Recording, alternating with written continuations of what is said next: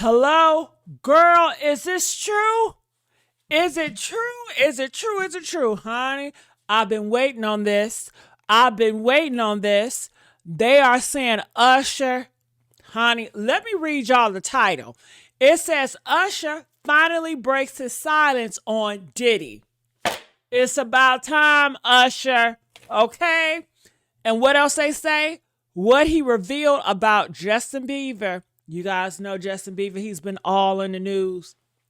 He lost so much money. Oh my God, he is still dealing with that trauma. It's sad. Every time I look at Justin, I just see sadness and darkness, honey. But honey, let's watch this video. Let's react. Let's see what they're saying about Usher and what he has to say. I am shocked that he's speaking. I don't know if it's all true or not, but let's react. You guys know y'all love reacting videos, so let's do it. Let's see what they got to say about Usher. That Justin Bieber got by Diddy. It's not our fault that Usher did. It's not. It's not the part. Like it's not the phone. Like that thing wants to be rich. Don't hit me no more. Kick in the door, waving the 4-4. All you heard was Papa, don't hit me no more. Let's go. Kick in the door, waving the 4-4. Hey, hey, hey. It was hard. There were a lot of things I seen and a lot of positions that I think I was put in where I had to make very, very tough decisions in my life about who I would be. I was 13 years old, and being 13, having that type of exposure, yeah, it was cool to go to Howard Homecoming with Puff.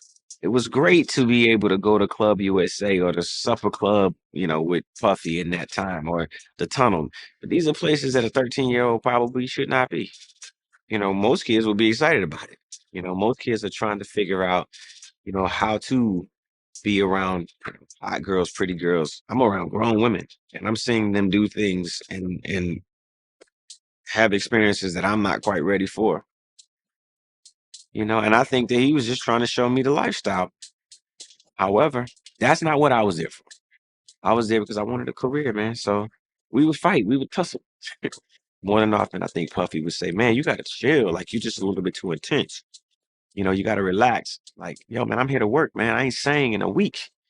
I mean, I'm 13 years old, like banging on this man as though, I am the manager. I am the spokesperson for Usher. And I'm telling him, look, you're going to put me in the studio, man. You got Biggie Smalls in there. You got Craig Mack in there. You're going to make me a priority too. I'm not here to party with you. I don't want to go to the clubs. Matter of fact, I'm too young to even be in here. Why you got me in clubs? I think as a kid, I realized, hey, look, that's not my ring. That's not my moment. That's not my bottle. That's not my drink. That's not my celebration. So I'm not here to celebrate. I wanted people to be excited about me the way that they were excited about him. I wanted my own success. I would stay at the studio.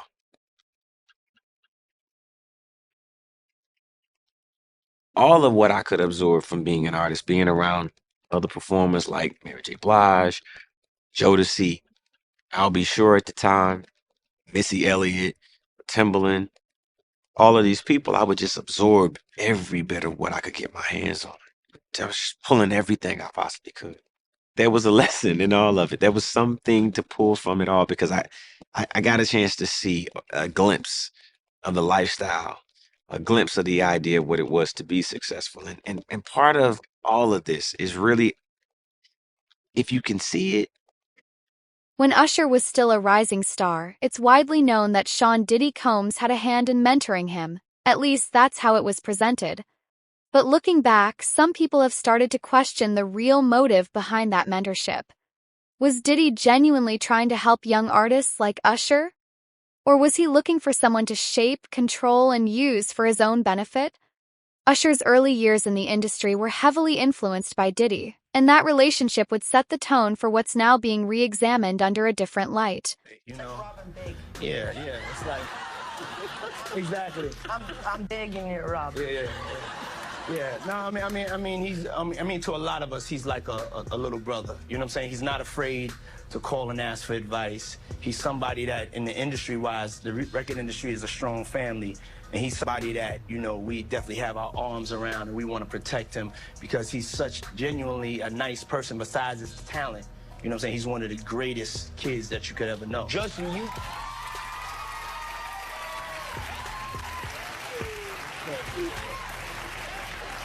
You know, Diddy bought his son a Bentley. Maybe, you know, he could buy you one also while you're He out. got me a Lamborghini.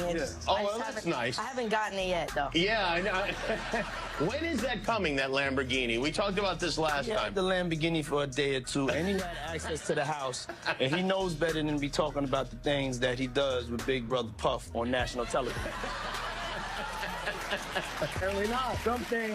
Like right now. Wow. Lean into me again. You smell amazing. How old are you? Thank you. How old are you? I'm 16. I'll be 17 in like 2 weeks. I don't ever remember smelling that good at 16. Like that was bad. Wow, look at your eyes. What music are you listening to? Would you rather have to be naked on stage during one full song, or drink a cup of blended worms?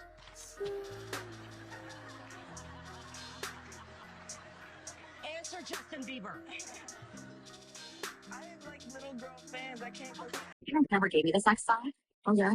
Feeling, and I felt a certain way when Usher got on Shay Shay, and I don't mean to mention other people's platforms, but he got on Shay Shay and he mentioned how great and how good Puff taught him and everything. You know what I'm saying? About the business, right? I know, and people know, that was around that in that time that Puff and Usher did have a situation. And that situation led Usher to Flown out to Atlanta by a manager. His name's Scooter Braun. Flown out to Atlanta just to meet with him and meet different producers and different people. I was actually going to meet Jermaine Dupri at his studio. And who rolls up? Usher in his Range Rover. It rolls up, and I was like, "Is that who I think it is?" And Scooter was like, "Yeah." And so I ran up to him and I was like, Usher, I love your songs. You want me to sing you one? And he was like, let's just go inside, little buddy. It's cold out. So the politest possible way he could say no, he did. And I was like, wow, he just turned me down. And I was a little disappointed. He had to go into a studio session, so I was like, whatever.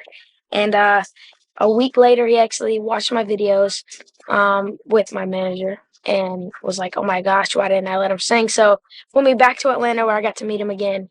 And he wanted to sign me.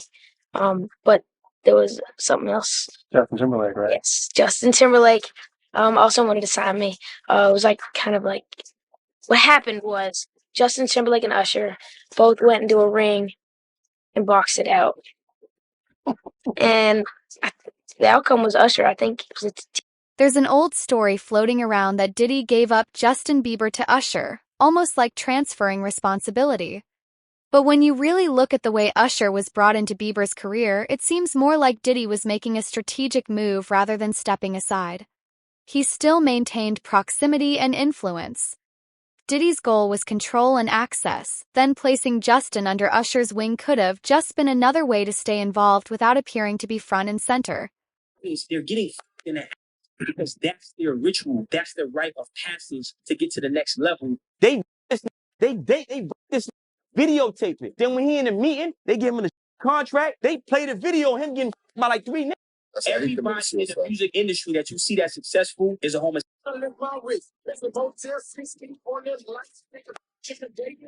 So you go, so they get high, they get intoxicated, and they have transvestites in ass. Yo, they have transvestites. I'm gonna tell you one time. I'm gonna tell you one time. I'm gonna tell you one time. One time. When let's come on. Wow. I ain't gonna stop you like that, but this is only a tease. Ladies and gentlemen, introducing to you Island Def Jam recording artist Justin Bieber. It's getting ready to go down. Just so you know, we're in the studio right now working on it. Get ready because it's gonna be big. Ain't that right, Justin? That's right. That's right. So look out. We're coming. In 2024, Usher was selected to headline the Super Bowl halftime show, a major career milestone. Most fans expected Justin Bieber to make a surprise appearance given their history. But Bieber didn't show up. Later, Usher confirmed that Justin turned him down. It was a respectful explanation, but it raised eyebrows. Usher and Bieber were still close. Why did Bieber pass on such a high-profile collaboration? It hinted at a growing distance, possibly a result of old tensions going back to their Diddy-related beginnings. To New York City. And I lived with Sean Puffy Combs for a year. That's the crazy thing. Now, that was L.A. Reid's idea, right? We're sending you New over York to something City. called Puffy Flavor Camp There you go. to learn some. Yeah, Flavor that's what it Camp. was called. And you're going to go to Puff Daddy's. He's going In the 90s. Do you understand what that's like? Puffy's place was like just filled with chicks and orgying like nonstop, right? Not really. I Come mean, on. but hey, it was curious. I got a chance to see some things. Yeah, but you were 13. What were you I seeing? went there to see the lifestyle. Right. And I saw it. And it was, but I don't know if I could indulge and understand what I was even looking at. It was pretty wild. It was, So nobody tried to, some woman didn't come along. I didn't say that. Okay. I didn't say that. What I did say is that there were very curious things taking place. Uh-huh. And I didn't necessarily understand it. Uh-huh. Biggie Smalls was there. Biggie Smalls was there. Lil' Kim, Craig Mack. All these people are hanging around. Yeah, man. Faith Evans, Jodeci, Mary J. Blige. They didn't know nothing about this shit. Oh. I was having a good time. You know what I mean? Does he have you doing any chores? Are you doing dishes at all? I mean, to keep you humble somewhat? Or are you just like, can you stay up till 4 a.m. with them and party? I mean, I could. I actually stayed up longer than them. Do you have money? What's going on? I mean, I had like per diem. Yeah. I had like, like What a a living. life. Yeah, it's pretty crazy. 14 years old. You're a dad now. Would you ever send your kid to Puffy camp? Hell no. Let me ask you, because I know the topic is sensitive. What happened to Usher? I heard about some music executive from the industry back in Harlem. I heard it from some music executives back in Harlem. And I'm not going to speak on their name. They doing programs and everything like that, and they may be doing something. They may speak on it themselves. But I heard it from some music executives. What did you hear? Bro, you know how people be talking, and we was around some people, something like that, and then some people might say, "Yo, I don't f with that dude." And at the time, I didn't even know who the f Usher was. You know what I'm saying? It was one of those type of situations. And when people say, "Yo, man, I don't f with them, niggas, man, I'm getting out that industry and everything like that." Puff sent this little kid to the hospital. How he sent him to the hospital? Man, nigga, bleeding from the butt. And that's what was said. But I didn't even have a name for the kid at the time. Then you heard, and that's what happened. Usher went on the record and said there was no love lost with Justin. But sometimes it's not what's said, it's how it's said. Usher seemed careful, almost diplomatic, choosing his words. He talked about the pressures of organizing a show and said maybe the timing wasn't right. But when a mentor reaches out and the mentee declines, it suggests a deeper rift. Could it be that Bieber's distancing himself from not just Usher, but from the environment Usher represented during his early career? Interview, and he told a story about how he went to Diddy house with Mace, Yeah. and he fought the dildo in the sink. I think that was crazy.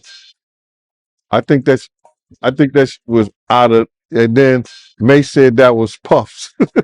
I think he said May said that was Puffs, but Mace was in the bathroom with it. I don't know what that was all about, man, but that was real weird to me. That was crazy. Crazy, man. But before we get off of that, right, I remember you told me a while ago that, Mace, he used to live with Diddy, and he know a lot of stuff about Diddy that a lot of people don't know. Man, it's a lot of stuff that Mace and Usher know that they ain't telling about Diddy. There's a lot of stuff that they know. Can you imagine, bruh? Can you really imagine? What you mean by Usher, though?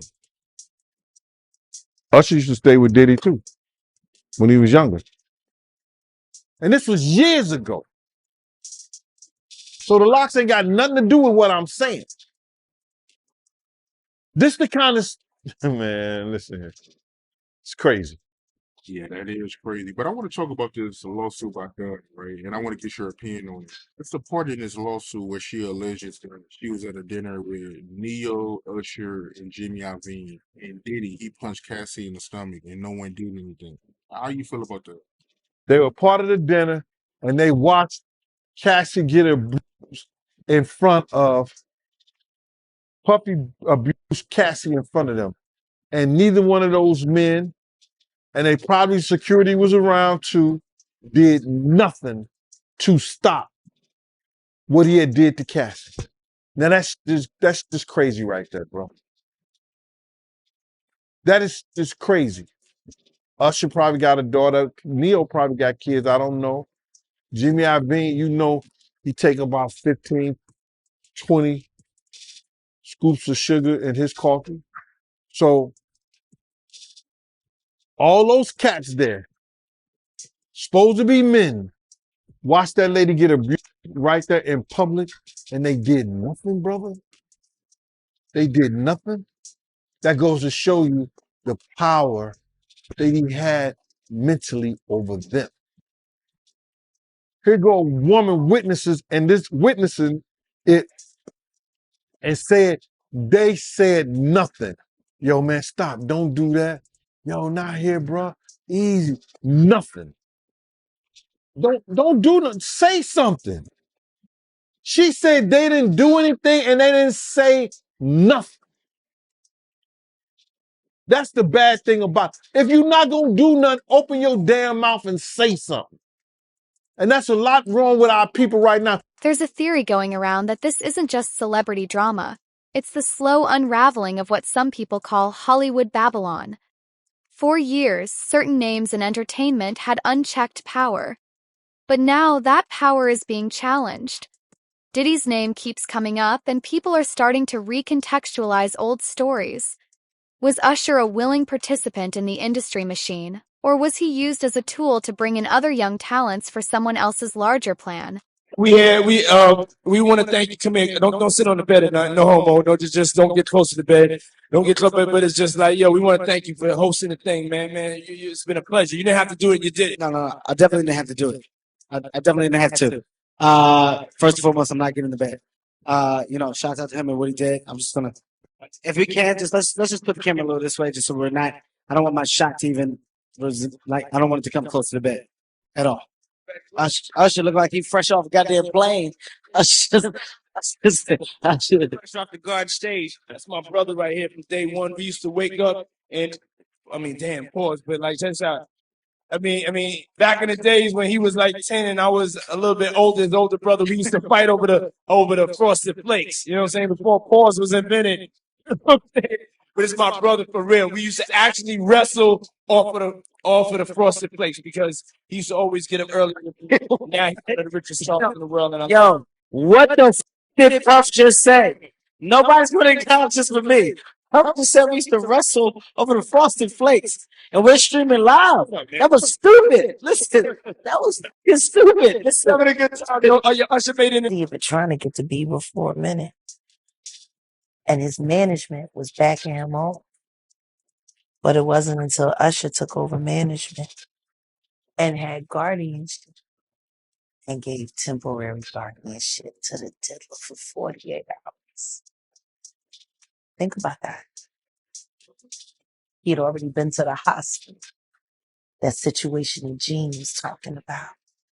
And you still took Bieber there. But you got custody of him first. Diddy had already tried.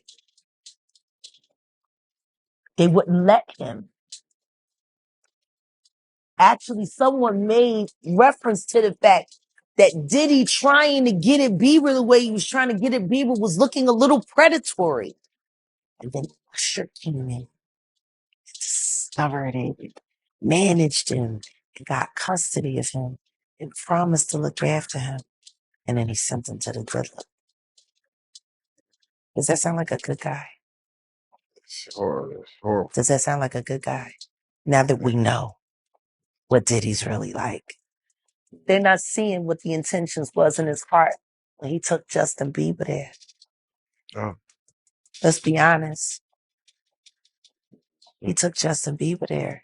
Justin Bieber's silence on Diddy and Usher has been loud in its own way. He's gradually created space from both of them. In 2023 and 2024, fans noticed he unfollowed Usher and stopped attending Diddy's events altogether.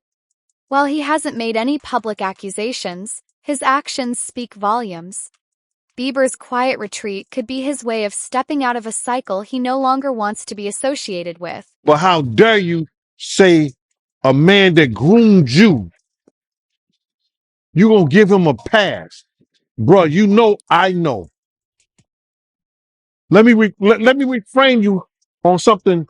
Remember Usher? We was at the Swiss Hotel. Puff had Kim in the room, had one of Keith Sweat's baby mothers in the big room outside the master bedroom. He came outside in his robe. He came outside in his robe. She gave him a fellatio right there. His back was turned to me. She gave him a fellatio. You knocked on the door. I came and opened the door for you. Huff went in the room. You came in the room and kissed that girl dead in her mouth. Now I'm telling that because you taking up for somebody that you know and a lot of more people know didn't do you right when you was at Diddy camp. Of mentorship in entertainment is often romanticized, but what happens when that mentorship isn't about support but about access? Diddy took on the role of a gatekeeper for many artists. Usher may have thought he was being helped, but in hindsight, did he realize he was just a part of a bigger system, one that benefited someone else far more than it helped him?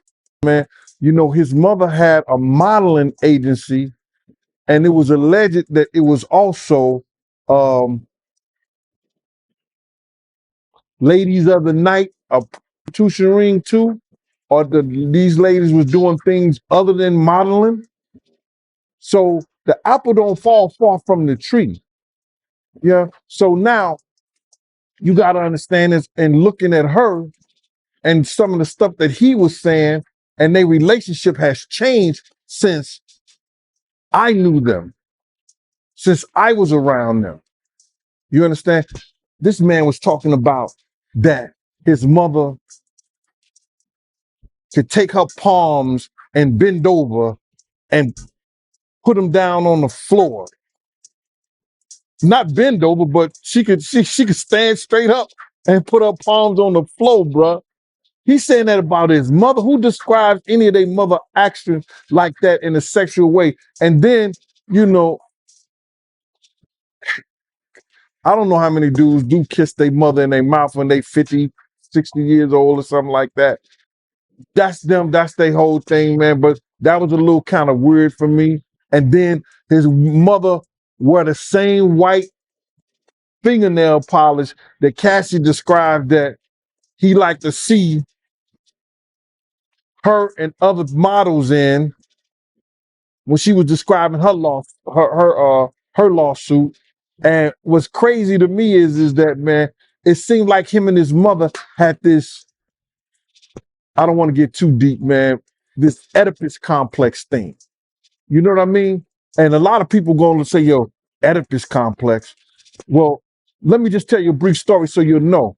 Oedipus it may have been Greek mythology, or it was probably Greek mythology or something like that, but it's a story about a young man that was told that he was going to kill his father and marry his mother. So on the way, this young man had grown up, you know, he didn't know that he was an orphan and then was adopted by a family. He thought the family he was with was his mother and father, but it wasn't. So on the way to this town, he gets into an argument with this other man and he kills him. He kills that man. Then he goes into that town. A lady is weeping about her husband, being told that her husband was dead, and he ended up marrying that lady, which was his mother. So Sigmund Freud came up with this thing about this Oedipus complex, about a sexual relationship, whether it's physical or mental, with a mother and a son. So I'm looking at his mother and him on the couch, and both of them are getting IVs after one of the Diddy parties. Allegedly. I'm going to say allegedly because I wasn't there and I didn't know. But they showed them both getting IVs on the couch. So my whole thing about this thing is that I'm not saying that she was ever at a freak off. She was ever at that type of party. But you can't tell me Miss Janice Combs, who was always at the regular parties, didn't know nothing about the freak off parties. This is the same dude, bruh, that used to disrespect his mother. So I seen the love now that they have for each other only on film and camera. You know, on the YouTube or Instagram or wherever they were showing and stuff like that. But this the same guy that Kirk Burrows once told me he slapped his mother. And I told everybody, had I known he slapped his mother after I told Kirk Burrows, Kirk told me after I had straightened his ass out for cussing his mama out. His mother came in the limousine and he was on the phone and she said, yo, why don't you tell these people like that? And he just cussed her clean out like on some, didn't I tell you to stay out my motherfucking business? And I was like, yo, I was shocked. She didn't say nothing. I said to him, I said, yo, boy, let me tell you something. If you ever cuss your mama again, I'm gonna beat the shit out you. You ain't gonna bring nothing but bad luck to us treating your mama like that. So I guess he ain't treating his mama like that no more. But I don't have no qualms in her defending her son. In fact, this saga goes so deep because Gene Deal originally claimed that Diddy fired him because his mom was making moves on him. Did you see the IG live that Puffy and his mom did? And Puffy, he was shouting out Mason, showing him love for, you know, him being a part of the No Way Out album. And, you know, his mom, she cut it in and, you know, I guess she didn't like him shouting out Mace and she made a comment telling Mace stop messing with her son or whatever. I guess mama wasn't feeling Mace. And Mace is a celebrity. And by him having a platform to say something about her son, you know, she would say that. You understand? I've said more about Mace. I've said more about Diddy than Mace have. But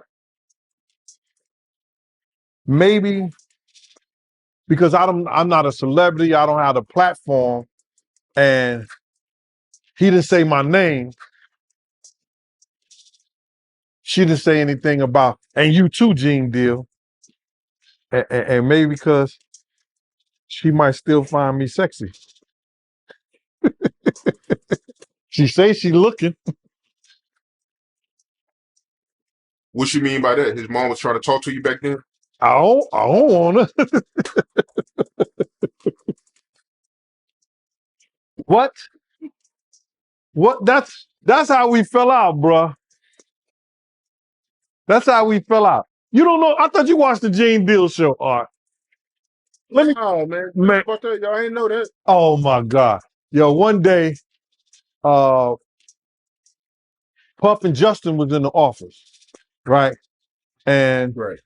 sometimes I gotta watch Justin, but since the grandma up there, you know, she watching Justin sometimes, I still gotta keep my eye on Puff. You know what I'm saying? Because you don't know who security gonna let up sometimes, and this, that, and the third. So it used to like she used to have a restaurant, and she used to bring food up to the office and give it to people, right? So this one particular time, you know, she used to always like do innuendos to me. Gene, why you don't never Gene, why you don't never Gene, why you don't like that? But I never even, you know, paid her any attention because it's always Miss Combs. It ain't Mama Combs. It ain't Janice. It's Miss Combs. You understand? I gave her that respect. But she used to always throw in the windows, and you know when somebody find you somewhat attractive. And then because I used to get in Puff ass, because Puff used to be disrespectful around his mother. You understand? I'm glad they got a better relationship and they got a better understanding because she know I said it before. You understand? When he cursed out, we was getting in a limousine. This when the office was on 19th Street and Fifth Avenue. He said, "Didn't I tell you to stay out of my motherfucking business?" He was talking to his mother. And I said, "Boy, let me tell you something. If I ever hear you cuss your mother again, I'm going to beat the shit out you. You ain't going to bring nothing but bad luck to us. Don't you ever cuss your mother again." Like, what is even going on here? How was all of this happening in plain sight, without anyone figuring out what was going on? Gee, but I told her to stay out of my business. You wouldn't have no business if it wasn't for her. I'm not playing with you, man. Now you need to apologize to her. She slammed the door because she was gonna get a limo with us at this time. She just left and went the other way. Now, we was in the office one time. This one time, Justin, she brought some food up. And she like, "Gene, I need you to go downstairs and get this food out the truck or the van or whatever she had on down there. I need to get out there." I said, and all these people's in the office. It's 1,000 interns that could have did that shit. But I know she just she wanted to show that she had power over me, and I would never give her no power over me. You understand? Because she used to always ask me to do shit. I know what, she probably really wanted me to do, but I wasn't feeling that. So now I'm sitting there like, no, I'm not doing that. I'm not here for that. So she got all messed, riled up. "Everybody do what I tell them to do except you. Who do you think you are?" Something like that. I said, "I'm here for Puff. Anything happen to him while I go down there getting your food, it's a situation." Puff overheard the thing. And Puff came out and said, "Yo, I'm tired of this. I'm tired of this. Why you always messing with Gene? Leave Gene alone." This came out his own mouth in his office. And there's people who was there who witnessed the shit. And from that point on, Paul started getting this other dude from my block, around our block, named Stretch, because he was NYPD, to take my days. And I just said to myself, man, I ain't fucking with that no more. And that's how we fell out. That's how it ended. That's how it ended. So she was trying to get at you on the low. She was trying to come on to you. That's why she kept messing with you. But you wasn't going for it. You wasn't checking for it like that. You wasn't interested. Not at all. No, I was gonna knock the dust off that, bro. Not me. You didn't find her attractive? No, not at all. So yeah, the whole family is kinda messed up. And that's without even talking about the lawsuits his sons have been hit by. So how do you think things will turn out for Diddy? Let us know in the comments below.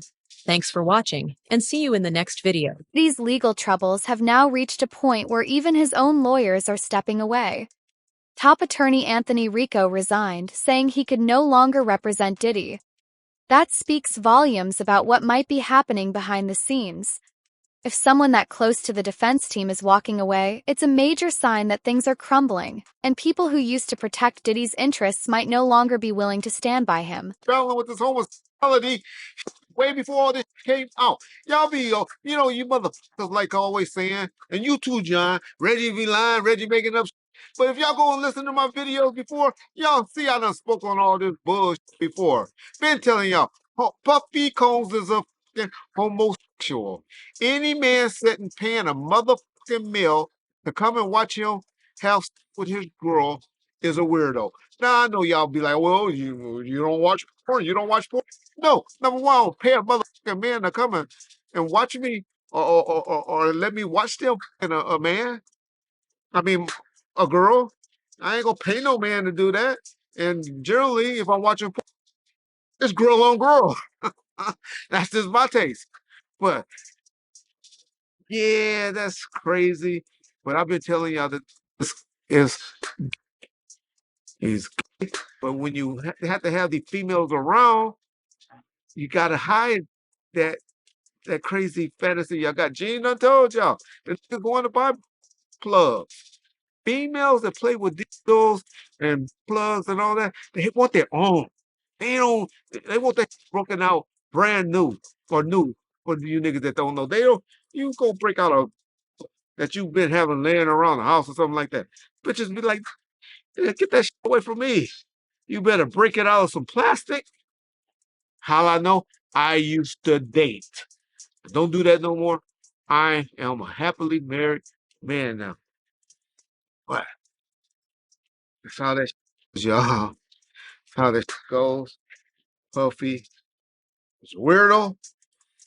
Telling y'all he's a weirdo. But now that it's out, everybody else can benefit from the stories. But you ain't been telling y'all. That's one thing I give him credit for. He been telling y'all. He ain't been saying no words like I just harshly said it. But dude, man, dude, it's gonna come out. Usher, somebody gonna come out and tell y'all these stories. One of the most shocking developments came when the powerful entertainment law firm Grubman Shire Mycelas and Sachs dropped Diddy as a client. This wasn't just business, it was personal. The rumor is that major clients, including Lady Gaga, threatened to leave unless the firm cut ties with him. Diddy had been with them for over 20 years. Losing that relationship suggests that support for him in the industry is quickly drying up. Clip 10. Now that so many people are rethinking their history with Diddy, Usher's role is also being reconsidered. Was he ever truly in control? Or was he being positioned and used as a middleman? Someone who could open doors for Diddy under the illusion of mentorship and friendship?